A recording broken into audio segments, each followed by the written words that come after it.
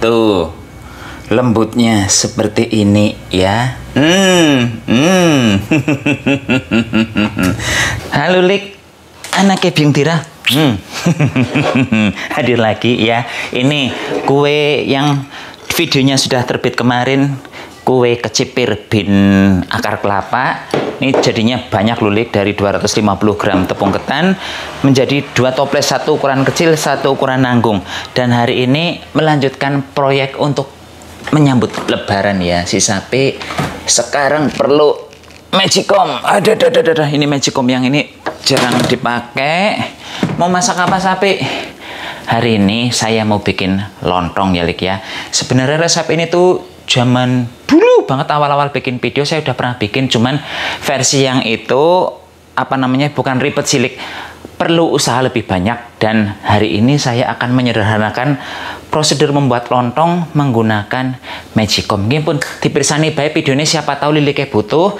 Terus nanti kalau ada yang bilang lebih enak beli lontong instan, itu di supermarket banyak. Iya banyak ya Lik ya, tapi kan tidak semua tempat ada lontong instan.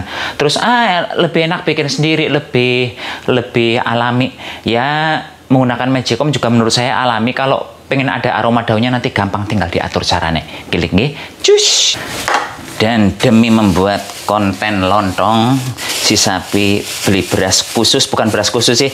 Ini beras ini biasanya nggak saya gunakan untuk keperluan sehari-hari ya, karena yang saya pakai biasanya beras pulen. Kalau ini beras pera. Beras pera itu beras yang ambiar ya, yang nggak lengket-lengket.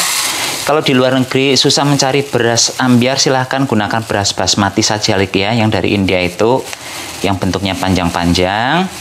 Di sini saya akan pakai sebanyak satu ini penuh ya, takarannya. Nah, ini nanti Liliknya di rumah juga menggunakan takaran yang sama. Maksudnya sama itu kalau menggunakan gelas ya udah satu gelas saja yang dipakai, karena nanti ini juga akan kita gunakan untuk mengukur banyaknya air ya Lik. Selanjutnya ini langsung saya masukkan ke dalam panci magicom, terus dipususi seperti biasa ya. Kalau saya mususinnya biasanya sampai 3 kali bilas Lik. Kalau Liliknya berapa kali bilas biasanya? Nah, oh iya, ini yang saya gunakan adalah beras merek Padang apa begitulah ya, karena kan biasanya beras yang dari Padang itu memang cenderung ambiar perah nasinya. 2, ini udah 2 kali pembilasan ya Lik ya.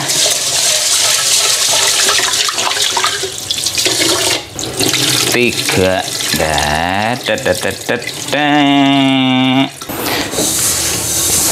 Terus kemudian menggunakan ini yang sama Lik, saya akan memasukkan air ke dalam sini. Airnya berapa banyak Sapi yang diperlukan? Airnya yang diperlukan sebanyak 3,5-nya ini ya Lik ya. 1, 2, 3. Terus ini yang ke setengahnya.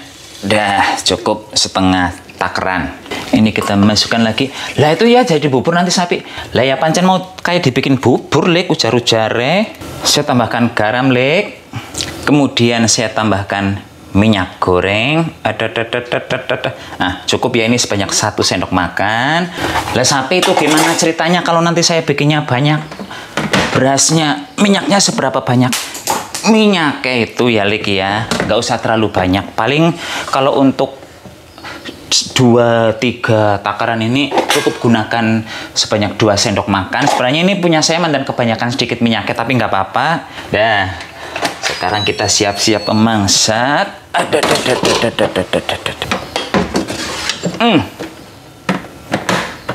Ini dimasak model cepat saja. Dalik, ini kita tunggu hingga matang ya. Tinggirna disit. Jakarta kok koyo ngene kejeme. Jakarta ra koyo sing tak karepke.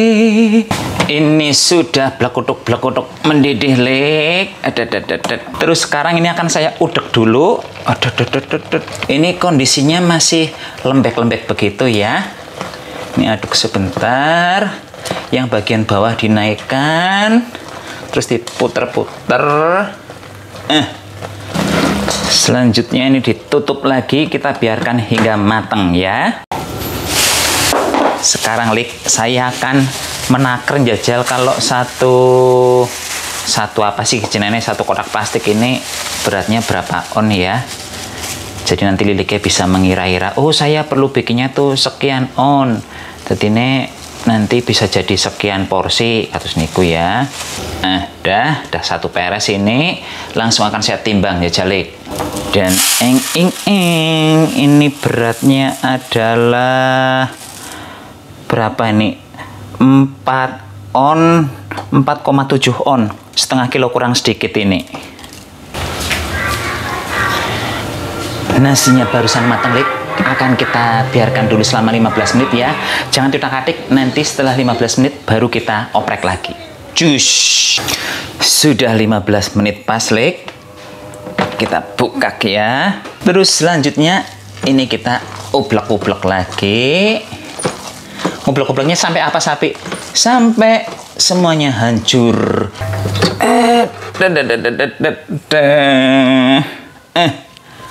Ini disinggahkan saja dulu. Nih ya, sekarang tinggal diaduk-aduk sampai nasinya nggak berbentuk lagi. Sebenarnya ini juga sudah nggak berbentuk, tapi masih mandan apa namanya itu belum padat. Jadi sambil kita ngublek-ngublek begini tuh sambil memadatkan nasinya. Ini dari setengah kilo beras aja nggak nyampe, kayaknya jadinya bakal banyak ya. Kayak aneh.